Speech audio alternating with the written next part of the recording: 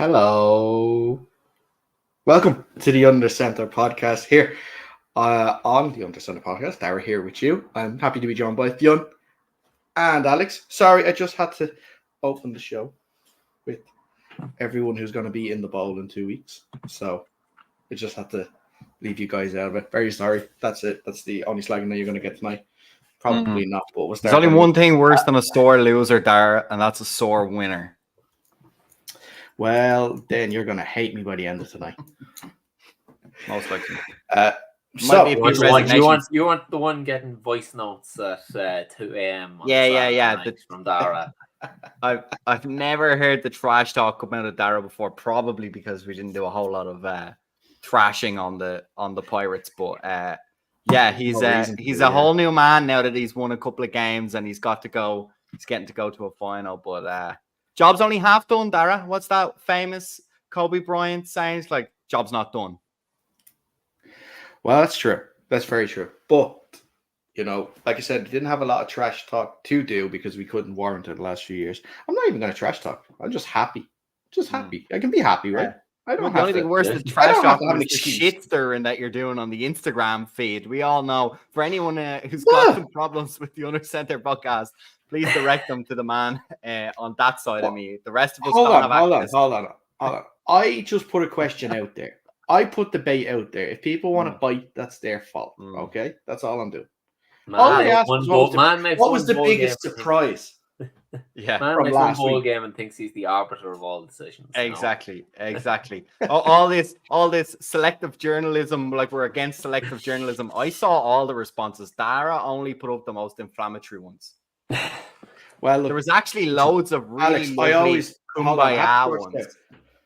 I always was the arbitrator of all this stuff. Now it's just becoming more and more recognized. You know, that's all it is. That's all it is. You're only new to this podcast scene here on this show. Fionn would tell you, I rule with an iron fist. That's why they don't get out of line.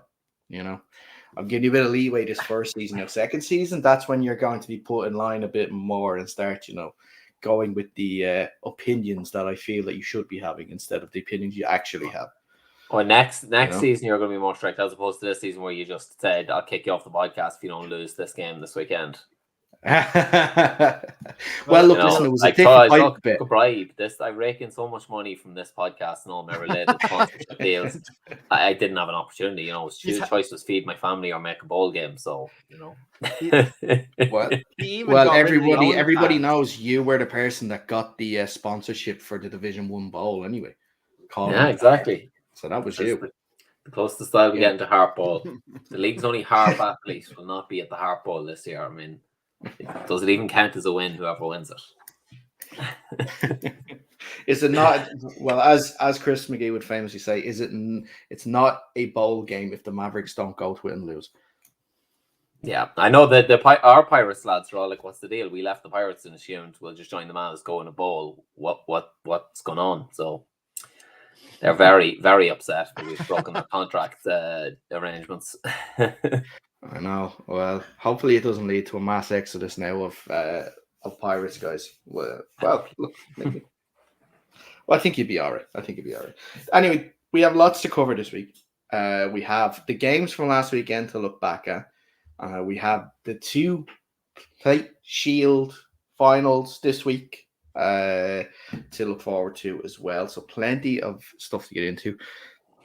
Like Fionn said, the Instagram kind of went a little mental today. On it, like hands on the table. I did not think it was going to go like that at the start of the day. All I asked was, what was people's big surprise from the weekend? I thought I was just going to get a few people to say the Rhinos winning or something like that. Or, we knew what you were fishing for. Sticking in the game for as long as they did, I wasn't fishing for anything. I just like the engagement. That's what I like. I like the engagement. He's a shrewd man. Yeah, I'm getting better at this podcasting stuff. That's what it is, That's what it is.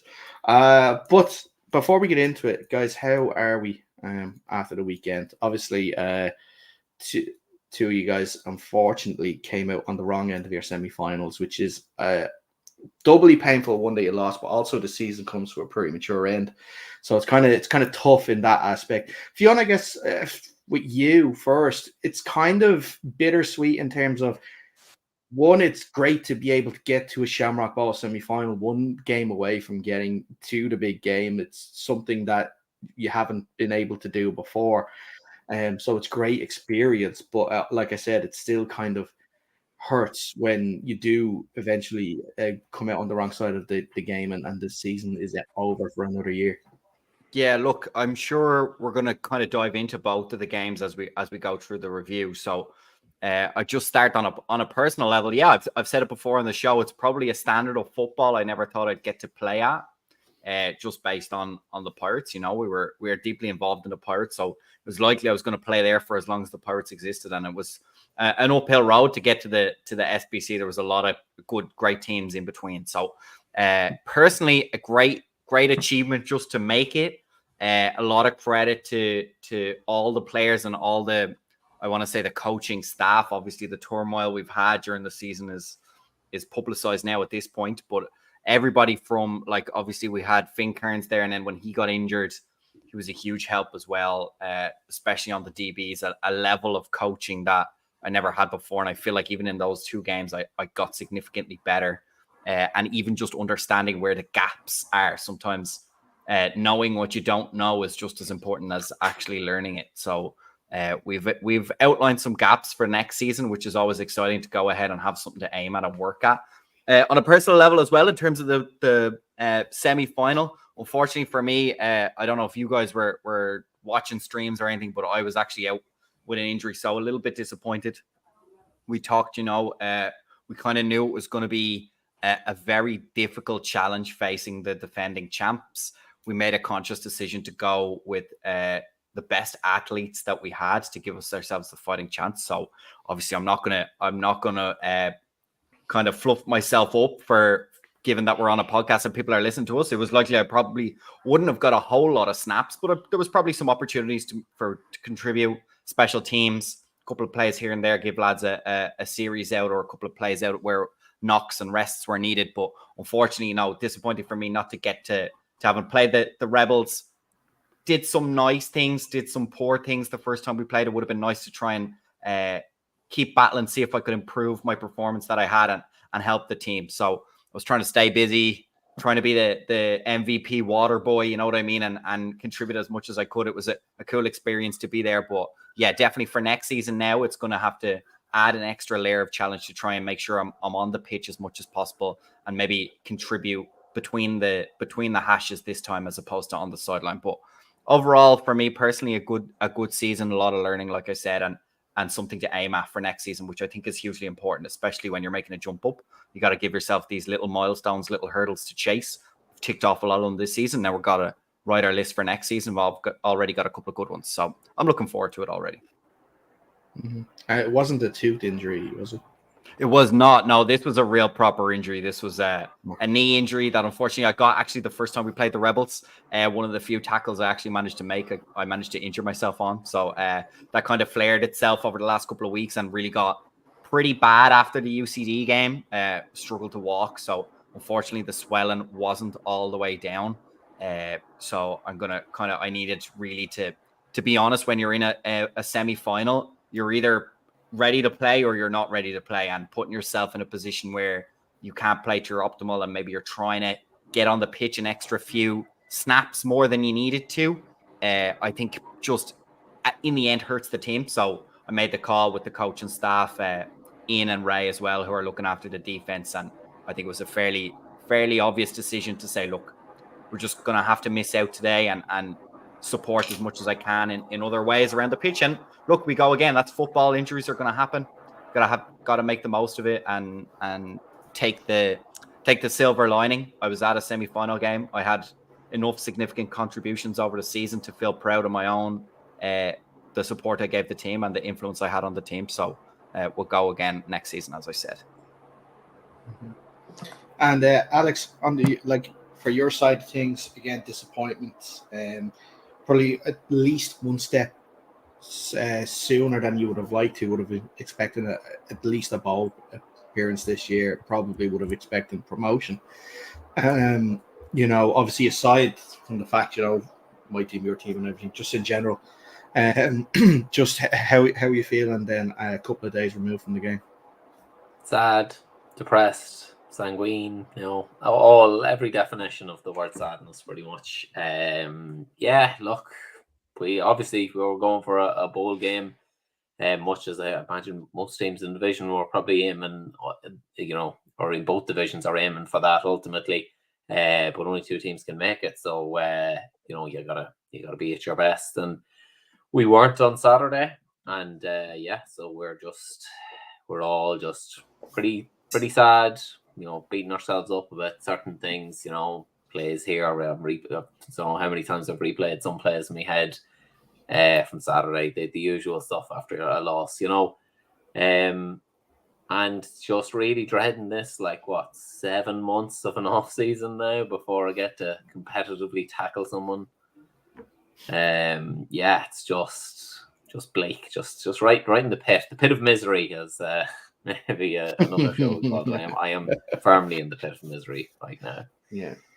Well, hey, look, listen, you have a couple of positives to look forward to. You have the new Bambino on the way. And I guess if you need to competitively tackle someone, you do have the daughter if you want to get her ready for American football early. Absolutely. So, there you go. You're sorted. Quick comment on that, actually, from Alaminto. How annoyed is Dara that he didn't make the jersey bet in reverse? You know what? Yes and no. Yes, obviously, because I had to spend a week wearing that 49ers jersey. No, because Alex got the jersey back and asked no questions about what I did with it afterwards. So it's absolutely fine. But let's move on then. There was enough on the line Saturday, I think, to be fair. Yeah, exactly. There was already a prize. Exactly. So, let's look at the games. Will we start Division 1? Do you want to start Premier Division? Start Premier Division? Sure. I might as well go Division 1. All right, Alex got in there first. Sorry. Too slow. Right, let's start with the game then. Mavericks 14, Rhinos 16. The Mavericks went up on their first offensive play of the game with an Minto rushing touchdown. Rushing touchdown. The Rhinos came back with their own touchdown. David Rubiela caught a touchdown from Ethan Foster. It was the same connection later on in the game too to seal the victory for the Rhinos. Early in the second half, the Mavs had taken a 14-10 lead through a Brendan Sims touchdown catch from Nathan Harty. Then also we should mention Killian Steins hitting the field goal, which proved the difference in the end for the Rhinos in that game. The scoreline doesn't really tell the whole story, Alex. There was so many close calls. I think back to, the fake punt that the Mavericks ran that was called back for, I believe it was illegal motion, and that actually went in for a touchdown originally. There was dropped picks from both teams that could have gone for 6. That could have changed the direction. There was personnel missing from both sides, both coaching and playing, but, just from a Rhinos point of view first, before I hand it over to yourself, I must say that the work that we did, the meetings that we had after the first game against you, knew what we had to do, knew what we had to change, especially on offense, because we couldn't move the ball consistently. Really helped, really proved, I think, the difference in this game. We always knew the defense was there. We always knew the defense was capable of, stopping your offense. But we just had to make sure we got the ball moving again on offense. And the changes, like I said, that we made certain plays, worked the tree, got us the yardage that we wanted to. Obviously, having a recognized running back really helped. No disrespect to air guard Phil, who played so well in the first game at running back, but he's a guard, not a running back, but having a recognized running back really, really helped. But listen, it was, like I said, it's a game that could have went anywhere. Kind of got a little chirpy at times. I think you agree with certain flags coming out at certain times and disagreements. It kind of, they happened at vital times as well. I think there was one. I think in their touchdown drive to win the game. I think there was a unsportsmanlike call made when we were on 4th and 3 or something. We were ready to go. We were waiting to go for it, and then there was an unsportsman call, I believe, that changed. It gave us a new set of downs that helped us drive towards it.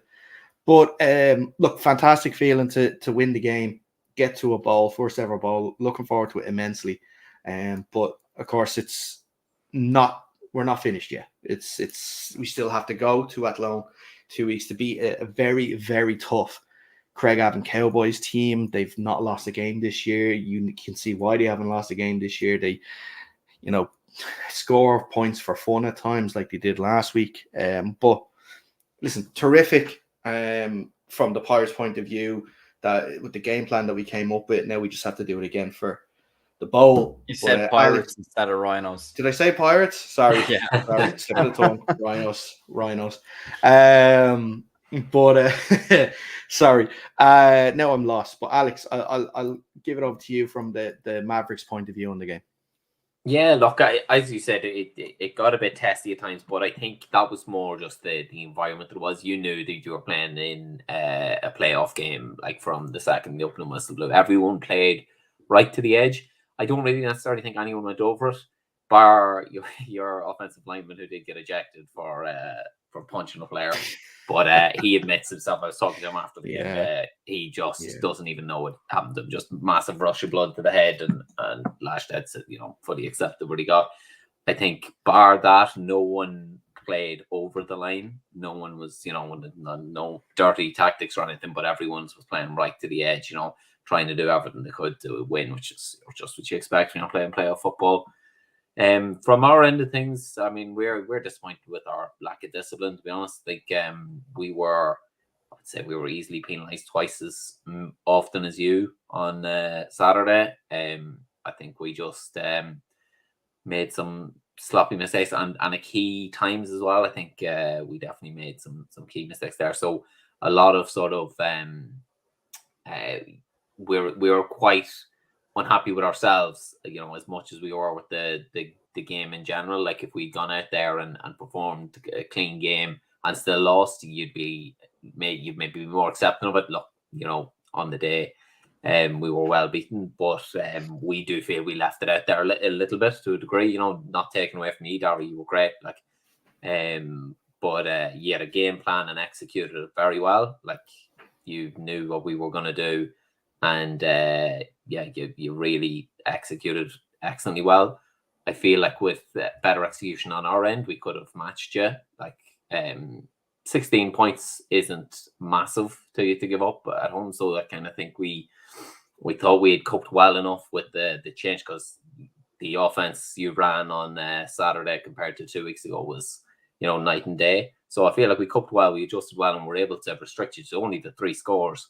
But we just couldn't get 3 scores. We're on only the 2. So the game was incredible, because I think we all said it was going to be the closest game of the weekend, probably going into it, and it proved to be. I think all of our games tend to be close, bar that 1 2 weeks ago, which was kind of a dry run anyway. It wasn't really count. So yeah, I mean, hats off to you.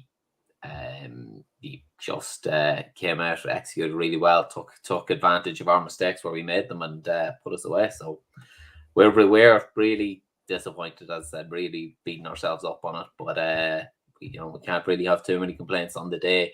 You guys deserve to win, and that's exactly what you did. So best of luck now, because as you well know, Craigavon are no easy day out.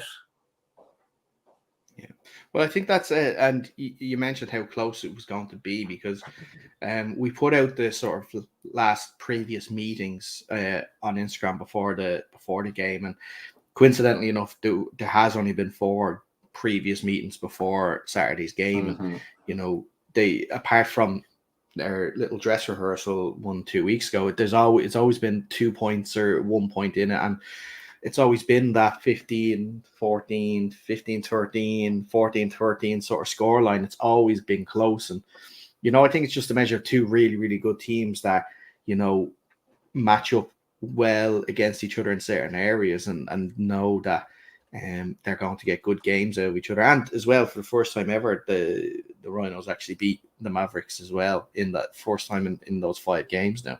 So, a great time to do it.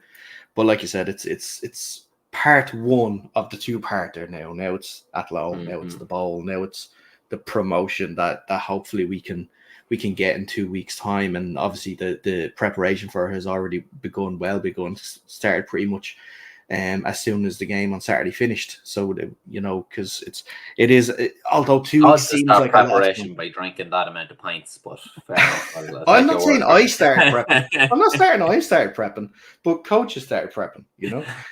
My prep started on the Sunday, but so like it's fantastic feat. Like I said, hats off to all the coaches to the game plan that they came up with. Hats off to every single player that played their heart out that day. And let's move on to the bowl and let's try and win it. Fionn, I don't know if you have anything to add from the game itself. I know it's kind of like an outsider's point of view, I guess, sort of seeing just the results sort of come in, but I don't know if you have anything else to add. No, not really. Again, I don't want to spout too much given I didn't see any clips or anything and just kind of saw the score come in. I think I would have put it down as a little bit of a surprise, just given the season as a whole and the dress rehearsal, as you called it, Dara. So I think fair play to the Rhinos. They obviously made significant improvements. And Alex, I can see how the points coming so low, so much further down than it was the first round. I could see how execution is definitely going to be a frustration. So yeah, I won't add anything stupid. I don't really have anything else to say. So I think we'll leave it there. If we could have gotten close enough and gotten a field goal with 12 men on the field, it probably would have been called. That would have been a doozy. Probably better for us not even get that close to try and do it at the end. Given the way our day went. I'll be honest, when we went 16-14 up, and I think Hughes had the ball with almost less than 2 minutes left, and I think it was around halfway, there was some conversations on their side of the field saying, if there's a field goal, count every single person on that field. Make sure there is. But thankfully, for our point of view, it didn't come to that. But let's move on into the other Division 1 semi-final. A less close affair, unfortunately. And Alex, something that you had to deal with as well the night before, too, with the absolute shenanigans that went on. But Craigavon Cowboys 45, Wexford Eagles 6. Peter Loughran threw for just the 5 touchdowns, with 3 to Orden O'Kane, 2 to Matthew Walsh. Sunshine also had a kickoff return for a touchdown, the opening kickoff return for a touchdown, 2 to make 4 for the day for himself. On the Eagles side of things, from what we heard that the numbers weren't great. The lads couldn't secure a bus because of driver issues, wanting to drive up north around obviously the date of the 12th of July and stuff. So it kind of last minute preparations or the last minute obstacles hurting preparations for the Eagles. Despite the result and everything, it still should be commended, the Eagles season itself. They've come up from Division 2. They've rebuilt the team. They've gone from having a rocky start as well, we should mention, at the start of the season. With a couple of losses, they've come back, piled up the wins, gotten that 4th spot, gotten with a chance of promotion, which would have been fantastic. But still, though, the season that the Eagles have been commended. And Fiona, I get to start with you on this one. And the Cowboys season, of course, now goes strength to strength, and they are going into a bowl game now very confident. Yeah, look, again, obviously everyone, you guys were playing and I wasn't watching the game either. So in terms of the game itself on the pitch, it kind of went, I think, how most people would have predicted it. Peter Loughran is a bit of a juggernaut there in Division 1 at the moment. So probably no big surprise on the scoreline. I think the Eagles will maybe be a little bit disappointed. Obviously, you want to keep it a little bit closer than that, maybe score a couple more points just to add to the feel-good factor. But I think you highlight a very important point, right? All these teams have gone through 8-game seasons, reasonably long for here in Ireland. And it can be so easy to very quickly forget about all the progress and all the good things that were achieved during the season based on the final result. I'm sure Alex will be the same. Like, they had a fantastic season. They put up some great attacking football, great defensive displays as well, and found some fantastic rookies. So I'm sure the Eagles are no different. As you said, it's been a huge jump for them, and they've continued to go from strength to strength.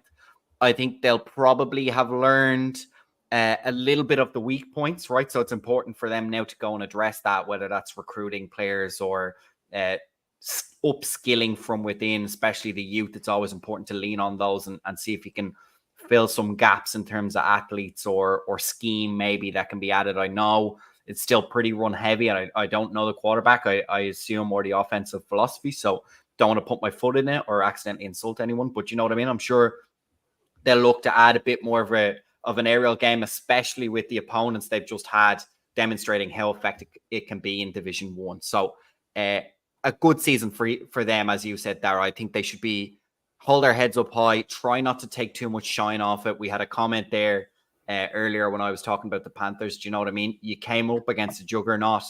You did pretty well all season. Take the positives out of that the semi-final game you were in, and go and retool now next season. And as far as the Cowboys, they have another game to go. Keep the head. It's been a great season, but as Alex will unfortunately tell you, based on last season, having a fantastic regular season doesn't matter until you finish the job. So they've got a very stout, very capable Rhinos team to come up against. They will have to prepare for that. They know their strengths. I think the rest of the league and maybe the rest of AFI knows their strengths at the moment. So lean on that, but bring in some balance. Make sure you're not tipping your hand too much, and make use of the athletes that they have all over the pitch, as I'm sure the Rhinos will also. So yeah, that's basically my takeaways, Dara. I think you nailed it before you threw. It's just 2 great seasons. Important not to take too much shine off it. And in terms of the Cowboys, they're going to the bowl. Keep the heads, as the Rhinos have said, and as you've said, it's not over yet. There's another step to go, and you can't think this game is over until you've played it. So you gotta get your head together, keep the practice. It's not a whole lot of turnaround time. Make sure anybodies that are feeling it get fresh and come in with as much strength and as much cohesion as you can into that bowl game. Mm-hmm. And Alex, what about yourself? Any views on the game, or I guess the Eagles sort of season in general now that's finished? Yeah, look, it just seems like Peter Loughren rolls out of bed and drops 300 yards and 5 touchdowns, doesn't it? He's, between him and Sunshine, like I think they have the MVP and an offensive player of the year for the division sewn up.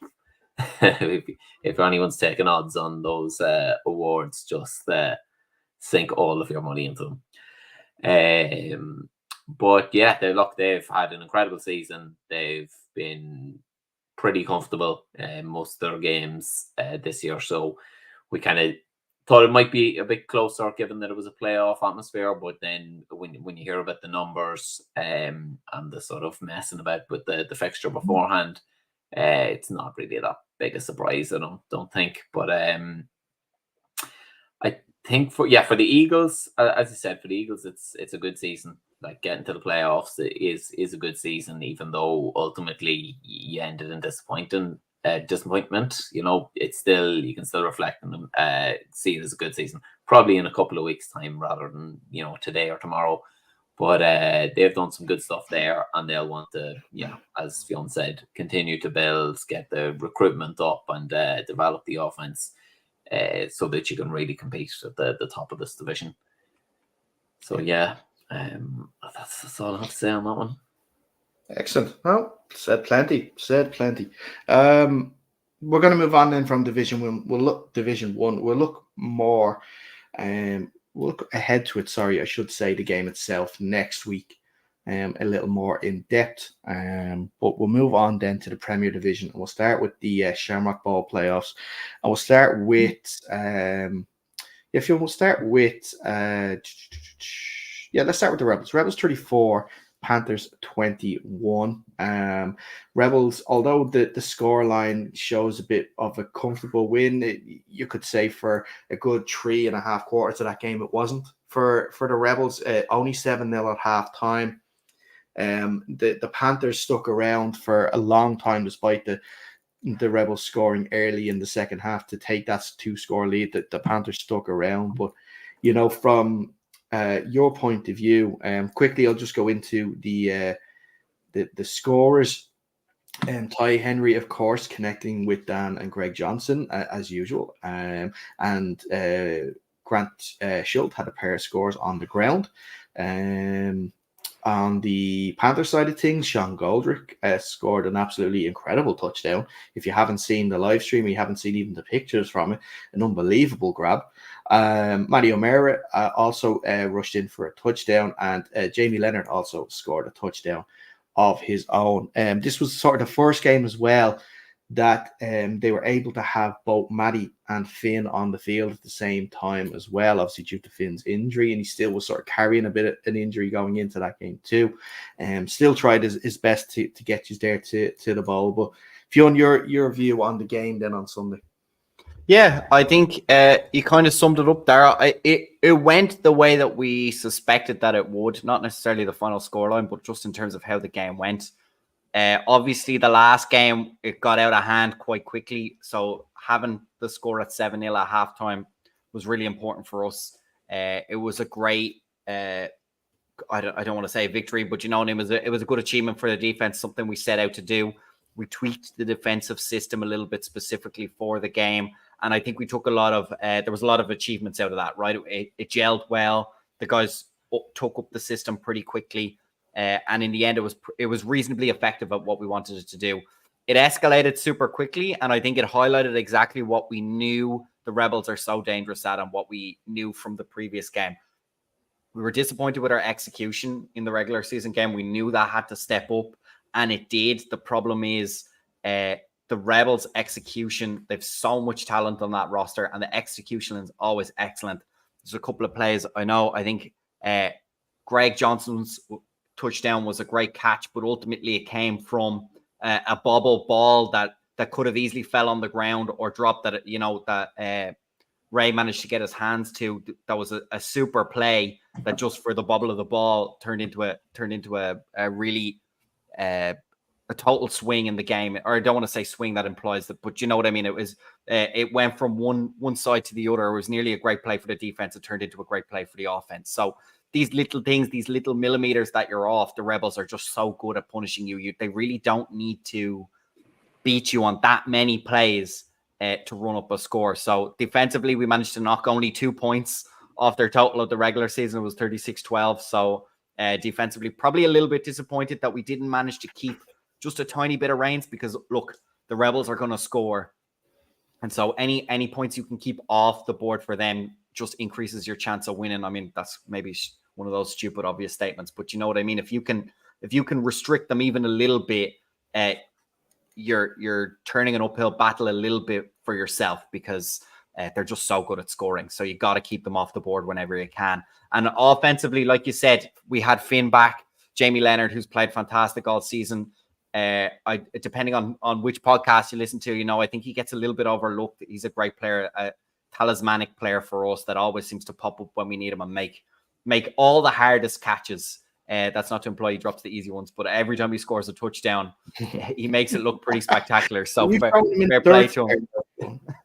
And then Goldie just decided he was sick of catching football, so he decided to catch absolutely everything, the defender, the ball, everything at the same time, which was really impressive. Finn had a fantastic game carrying that knock. I mean, I don't think anyone in the Panthers can understate what he means to that club at the moment in terms of on and off the field. Played safety, which was fantastic for me to get a look at in terms of my own improvement and have some really top quality tape to measure up against.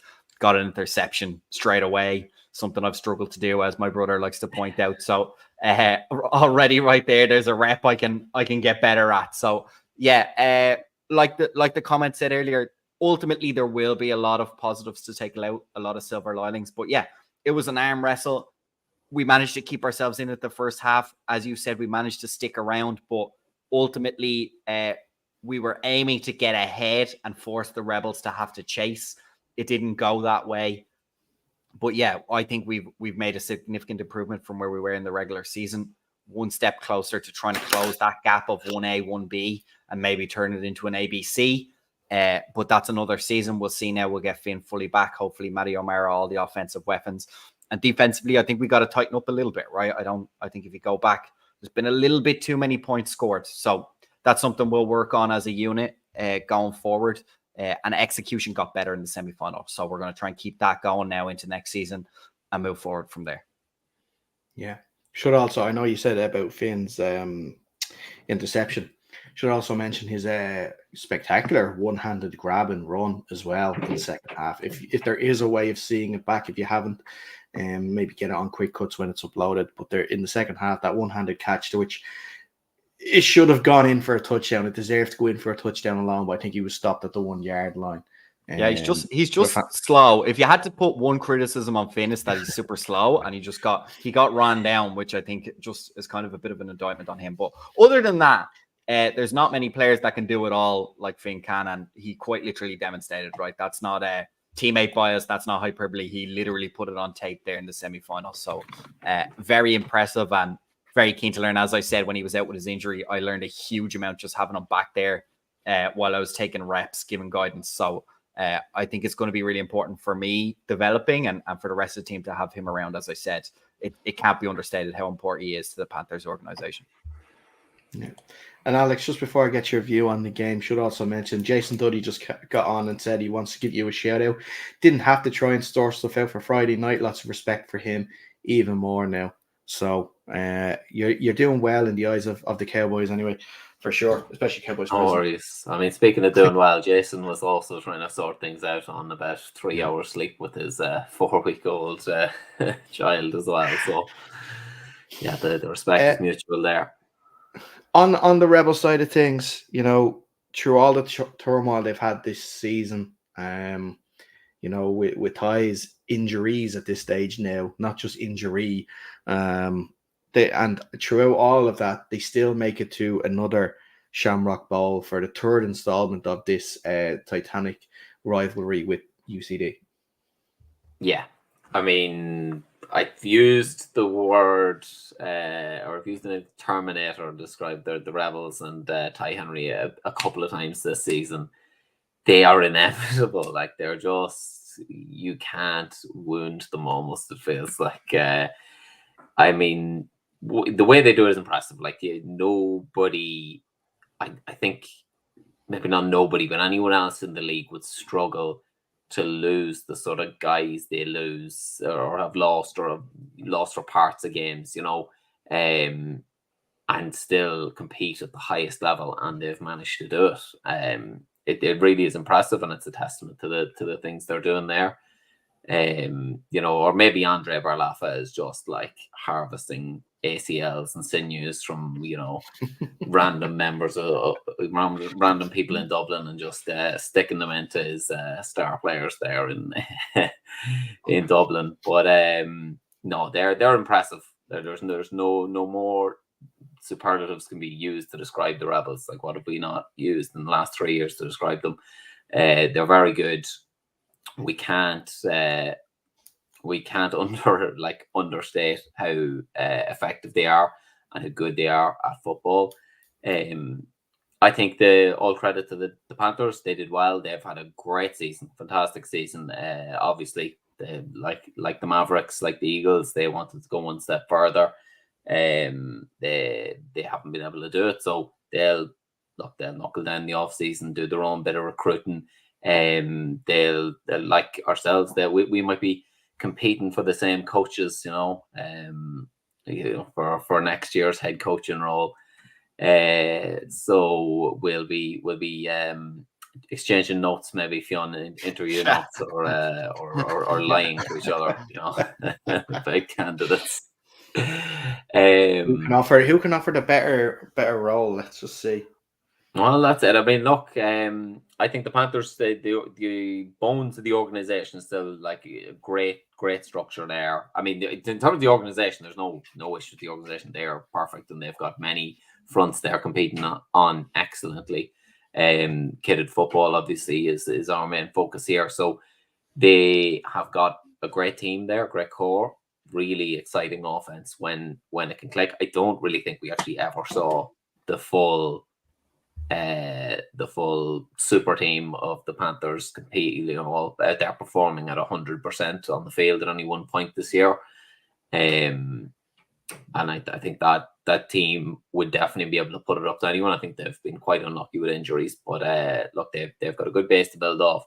Got to get the coaching decision right. That's really, really important in this league. But as long as they do, I'd back them to be back here competing again next year. Yeah, absolutely, and that's it. It's going to be like a kind of sneaky, sort of huge off season for the Panthers, not just with coaching, but if they can get sort of recruitment right as well. That team is set up to, like Fionn said, he doesn't want 1A, 1B. He wants maybe ABC. He wants to be up there as part of the conversation, and to show that the start, especially that the team had to the season, wasn't a fluke. And you get recruitment right, get the head coach right, and that is definitely a thing where they can be the team that will hold their hand up and say, well, we don't want a fourth installment next year of UCD Rebels. We want to be one of those teams in it. So we'll see what happens over the off season. Very exciting for them this season anyway, and a potentially exciting thing yet, obviously recruitment and head coaching. Right, on to the other game, kind of a little more straightforward. The UCD 44, the Belfast Trojans 0. A delayed start to this game with an ambulance issue. I think it was a good hour before the game kicked off. Obviously a tough situation to be in. Been in it myself. It's not great standing around waiting for an ambulance to show up, when in their case it never did. Thankfully for UCD's sort of sake it did. Coming to the scoring side of things, it was pretty much the Tom Donovan show for the first half. He contributed all of UCD's points. They went, once they were 30-0 up, obviously quarterback Aaron Mooney was taken out, and Joe Carroll was brought in, or Joe Cool, as a certain Mr. McVeigh would like to call it. They had a pick six towards the end with Eddie Goggins Jr. Too, and like I said, they've proven all year that they are the best team in Ireland in the regular season. They've had a really, really good win against a team that they not struggled with, but a team that gave them, other than the Rebels, their closest game this year in the Trojans. But they're showing now, when it comes to the business end of the season, when it comes to Shamrock Bowls and stuff, they're not messing around. They want to lift that trophy again and obviously avenge the disappointment of last season. Yeah, look, it's a little bit, they say life imitates art. It's a little bit Premier Division imitating Division 1. A bit of drama before the game, followed by a fairly comfortable win for the team we suspected. And ultimately, again, not much to say. UCD have been the top team all season. I've seen that up close and more personally than I would like on normal occasions, as you like to point out on one of the shows that I missed. Brandon Atwell is a fantastic running back, and I'm now familiar with his game, so we won't be making that mistake again. But yeah, look, I kind of have the same takeaway as I did Division 1. There's not a whole lot to be said, I don't think, for on the pitch. Trojans probably would have liked to keep it closer based on the regular season game, as you pointed out. But ultimately, in terms of strength and depth, once again, it's UCD and Rebels proving that if you can find that, it makes a significant difference. And again, I think this is going to be the show I make a lot of pointless and obvious statements. I'm going to be like your man off Drive to Survive. But yeah, look, that's the reality. They've both of these teams have ridiculous depth of talent at almost all positions. And they've been able to leverage this season, and they've been probably the most suitable in terms of who's gonna make the ball. They've been fairly locked on pretty much from week one, that first Rebels game, and so they're there. And it's the same takeaways as the other guys, right? You're only halfway there. Job's not done. Ball's not won until after the game. So go ahead, get yourself together. An extra week for them than the Division 1. So, than the plate than the plate and the Shield final. So they've got an extra week to get themselves prepared. They have the experience. It's a rerun. I think the third year in a row, isn't it, that we've had UCD Rebels? Yeah. So they'll be well aware of what needs to get done between now and the kickoff. So that's all I really have on that one, to be honest. Yep. UCD domination. I mean, like technically they went 7-1, but that one was a game that was abandoned in the third quarter. You never know how that one was going to go. Outside of that, they've won every other game and won a lot of them quite comfortably. And this showed absolute domination in the semi-final. So if the Rebels are the Terminator, I guess that makes UCD the T-1000 or 9000. I don't know. I've never actually seen the Terminator. Who's the good guy in the Terminator? Is Terminator the good guy? I don't know. Full disclosure, never. Which movie are we talking about? Oh, there's several. First movie he's not. Yeah, first movie he's not. Second movie he is. So okay. Well, there goes my analogy then as well. Anyway. UCD is ET. They all have glowing. UCD are class. That's one of the big takeaways. But look, they did what they came to do. I think they were. I mean, the delay just kills you as a player, just waiting around. Especially coaches like to have you there early as well. Anyway, so most players I know usually complain about having to be there so early anyway, and then on top of that, you've got another hour and something delay. Never good, but I don't think either team would really let it affect them too much. They too much professionalism for that. But UCD knew what was required to take care of business, and they did so. The Trojans would be really disappointed with their output on offense. I think Domlin probably didn't have the best day of his career, but it is a very young career. It's only his first season as the starter up there in Belfast. So it's tough, I think, to come in. Like the first semi-final he's played in, tough to come in and play the hardest team in the country and pick up a win. He would have definitely liked to probably do better and would have definitely liked to avoid the shutout.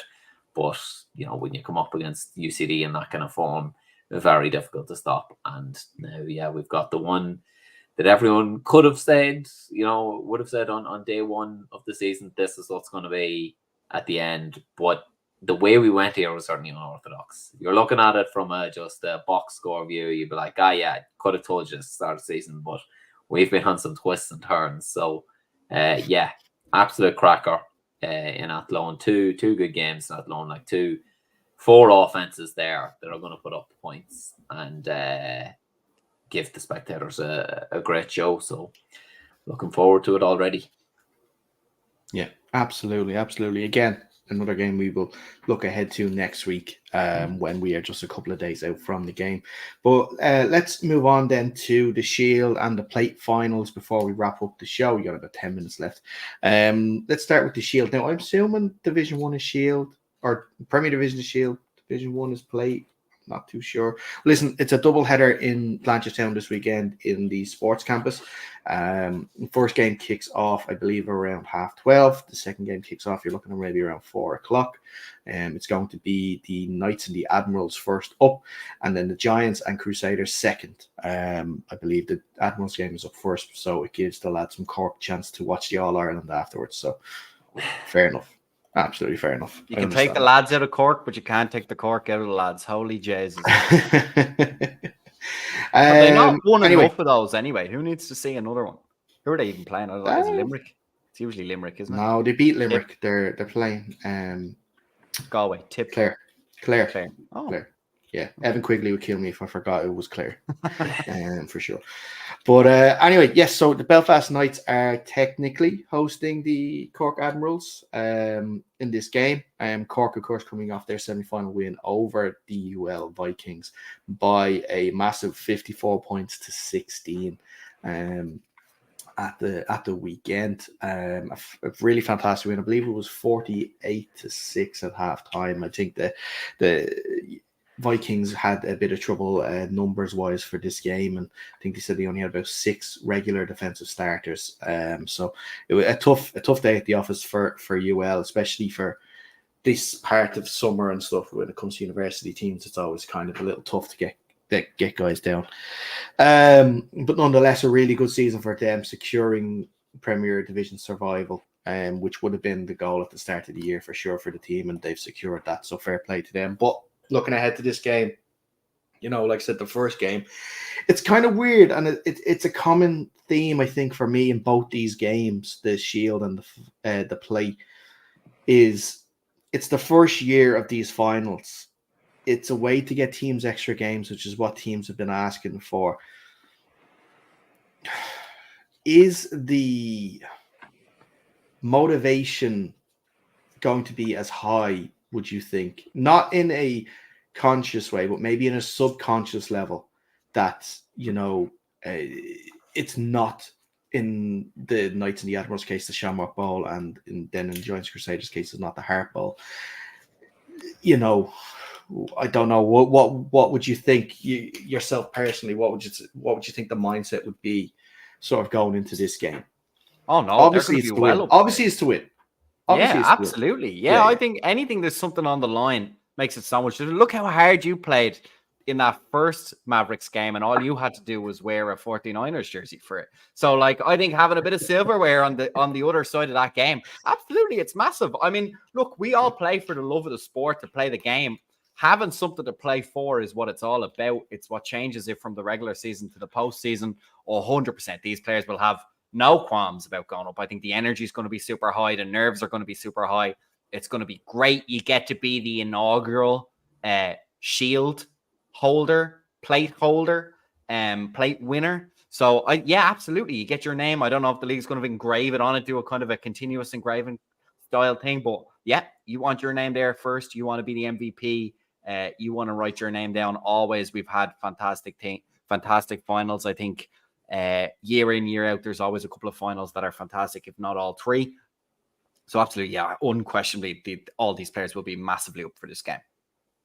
Yeah, I think so. I think I think everyone's got to be up for these games. I mean, you could tell me we are playing the Giants next week, and it means nothing. It's just for the crack. I'd still be up for it, because ultimately I'm playing another game of football, and I love playing football. So, I mean, when there's also the fact that you can win something with a group of lads who, there's plenty of groups of lads who come in and played many, many years in this sport, made great contributions, and have never won a bit of silverware, because usually there's only 2 pieces on offer. That's you don't always get it. So I think it's a nice thing to have. And if you missed out on the playoffs, you had a disappointing season, but you can still salvage something and keep playing football. I don't know how you would not be up for it, if that makes sense. It's in a centralized location in Dublin as well, so there's a bit of a feel about it, a bit of an atmosphere. There should be a reasonable crowd, because there's 4 teams playing, so you'd think that guys might go up to it.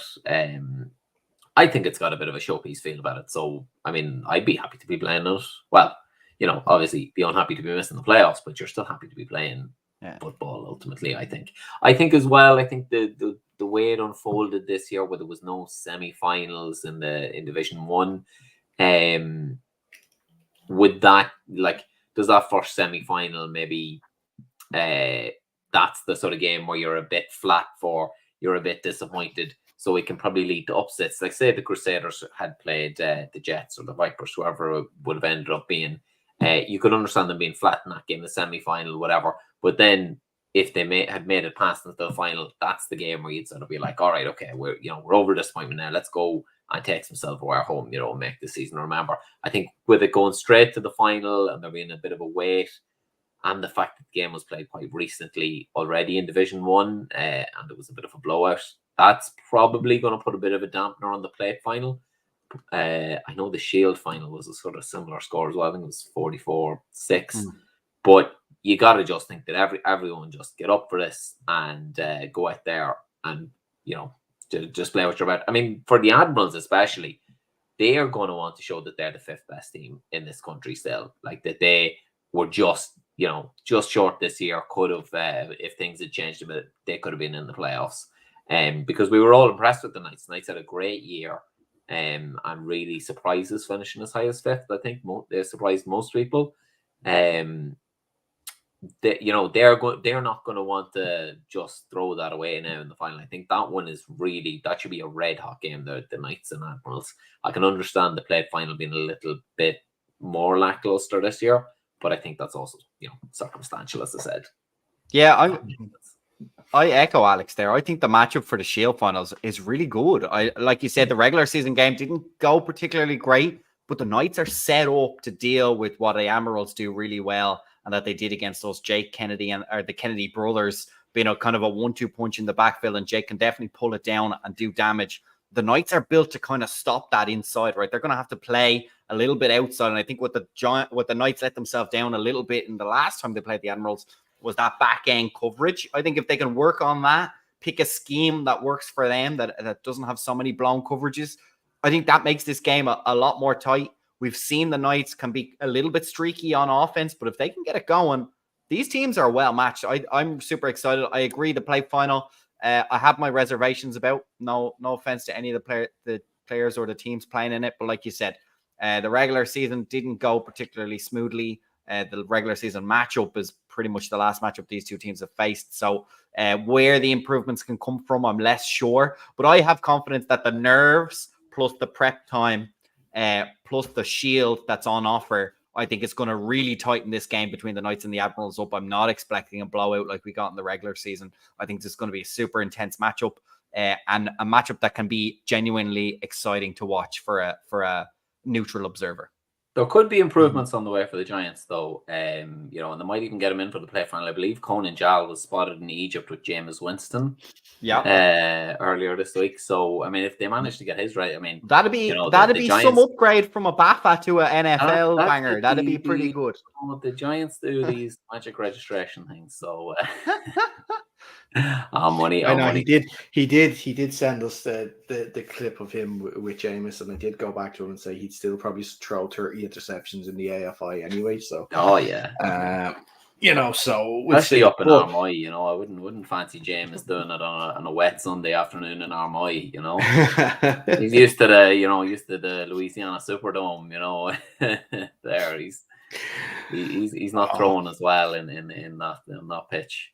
I just wanted to circle back on the Shield final as well. I think another interesting thing about this is it's played on an even playing field. The Knights are coming down from Belfast, Cork are going up to Dublin. But usually in this matchup, one team has a 7-hour journey before the game kicks off. So I think that does also level out the playing field, and you can sort of disregard the earlier result. You can't completely disregard it, but you can always say, look, Knights have to come down to Cork and play. So that might be another small factor just to point to more of the excitement in the Shield final. And both deserving teams who really improved though as the season went on. Do you know what I mean? As you said, it's a lot of people were very down on the Knights preseason, and the Admirals have continuously got better. They were an excellent team when we played them towards the end of the regular season. So I'm excited. Both deserving winners, whoever does come out on top. Yeah. And look, I get your views on the sort of, being up for the plate and the ball. I guess from my point of view, I was looking at, say, the Admiral situation where they went into the last day of the regular season with a chance to make the Shamrock Bowl. And then with the Giants, the same thing. They went into the last game of the season with a chance to make the Harp Bowl, and then it gets taken away from them. You're kind of deflated after that, but then you have to go into this new tournament and try and win that as well, But look, like Alex, you said as well, it's a very important point, never pass up the chance to win some sort of silverware. The majority of us playing are never going to sort of win anything big like that. It used to only be 2, now there's 4 things on up for grabs, 4 sort of trophies or bowls, whichever way you want to see it. That's up for grabs now every season, which is always a great feeling to go out and say that you are a bowl, shield, plate winner. You've won a respected tournament. And like that, as the years go on, it will become more and more competitive and more, and it will get better. A couple of comments there on that. I absolutely want to win every single game, but unless you finish with a bowl, nothing else matters. It's definitely a great idea for the teams who struggle or not be playoff quality teams yet. Well done to all 4 teams for making it and getting another game. Is the Plate Shield going to be streamed? I don't know, honestly. I actually do not know. No, I'm not sure. A lot of teams didn't actually find out they were playing in Blanche until it was revealed on said other podcasts. So I don't know. Wait for a link to show up randomly on Sunday if you're not going to any of the games. But guys, I didn't actually ask you predictions very quickly for the Shield final. Knights and Admirals. Who are you going for? Fionn first. I'm going to take the Knights 21-20. Okay. Yeah, I'll go Admirals in a close one. Yeah, I'm going to go Admirals as well. I think it was 44-6 in the regular season, and that was a couple of weeks ago. The Admirals have really had their offense come together fantastically well. We'll see. It won't be that far, but like that, it could be maybe 1 or 2 scores in the difference. So if we're doing scores, I'd say 34-26. I'm going to go with. It'd be a high scoring game for sure, which is exactly what we want for these sort of finals. We don't want the cagey sort of low scoring ones. On young gunslingers just putting on a show for people. Just go for it. Put it all out there, lads. Yeah. Play final.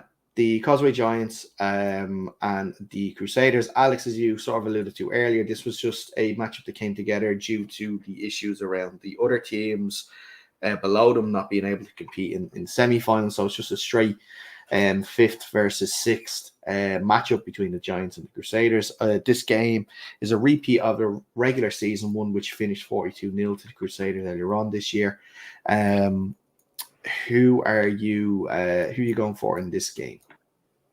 Yeah, so no, I don't think either team has played a game since that last match. So, as you said, it is difficult to know who will be more improved. I think the Giants will want to go out and prove that they're better than a 42-0 scoreline suggests. So, I think they'll definitely be improved, but I'm still going to pick the Crusaders over them. But I fancy the Giants to make it a lot closer.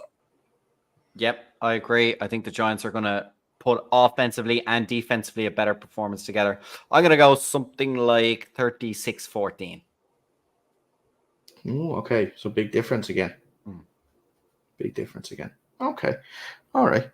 We'll see. Obviously, like I said, the disappointment of missing out in the playoffs in the final day of the season with that defeat to Wexford. They've had a few injuries. Hopefully, maybe those injuries have healed. And they can have a full strength team. I believe they were missing a few bodies for that first game against the Crusaders as well. Finding it tough. Just to shake the pot up a little bit, I'll go with Giants on this game. I will. Feck it. Let's go with the Giants on this game. How many touchdowns does James Winston throw? I say he's going to run in for 2. Okay. He's got to run in for 2 and probably throw maybe 2. I'd like who is it? I like Nathan Chapman to get 1 and maybe Peter Phillips to get 1. What do you think? This is in depth. Yeah. Like if I didn't say Nathan, I'd probably be killed anyway in that group chat if I didn't say he was going to catch one. But yeah, let's say the Giants will go for it. It's going to be tough. It's going to be close. If they do win this game, it's going to be by a point or maybe 2 points or something. It's going to go right to the wire if they do. Not disregarding the Crusaders at all. They have a very strong team. Team if they keep it together and again, like I said with Fionn and the Panthers, if they can get together and get good recruitment in the off season, they can really challenge again for playoffs next year too. They would have been disappointed they missed out on it this year. But anyway, I think that is our show, guys. I don't think we have anything else to cover. There's no other scandals in the league this week that we have to talk about or anything like that. So I think we're good. I think we're off the hook. Plenty of time. What? Don't what? Mr. Sims' No. eyeballs rolling around in his eyes. There's in his always head. scandal in this league. We just haven't Okay, come there's out no. yet. We just Yes, haven't found there's- it yet. There's a scandal or- somewhere else. You can snip it. There's a scandal somewhere, and that can't be talked about. Yeah, I'm sure. Yeah, for sure. Listen, guys, as always, thank you so much for coming on. Thank and you. having the chats. Really You're appreciate most it. welcome. Thank you. And thank you for listening or watching. If you have to catch up on any part of this, you can watch it back on YouTube. Understand the podcast on YouTube. You'll find us there. Subscribe to the channel and like the video while you're at that too. Let us know in the comments who do you think is going to win the plate and the Shield finals this weekend. If you want to listen to us on the go, wherever you get your podcasts, Under Center Podcast, that is where you will find us. Subscribe where you're there too. Make sure you follow us on the socials as well at Under Center Pod on the socials. That's where you will get all the latest updates from the Shield and the plate finals this weekend, looking ahead to it as well. And of course, as I said, we'll be back next week to preview the two big games, UCD versus the Rebels, Cowboys versus the Rhinos in the doubleheader, Harp Bowl and Shamrock Bowl in Athlone. Make sure if you want to also go to the game and you're not aware, you're going to have to buy tickets for it. It is a ticketed event. So go, if you go to the American Football Ireland website, or if you go to their socials, they have links there for it. We'll put a link up on our own socials if you want to as well. Make sure you get it because there's early bird tickets available up until the 21st of July, where you can get a single ticket for €9, group of 4 for 32. They will change to €12 a ticket after the 21st of July. So make sure you get your ticket before that if you are planning on going to the game. But until next time, stay safe and we will see you soon. Peace out.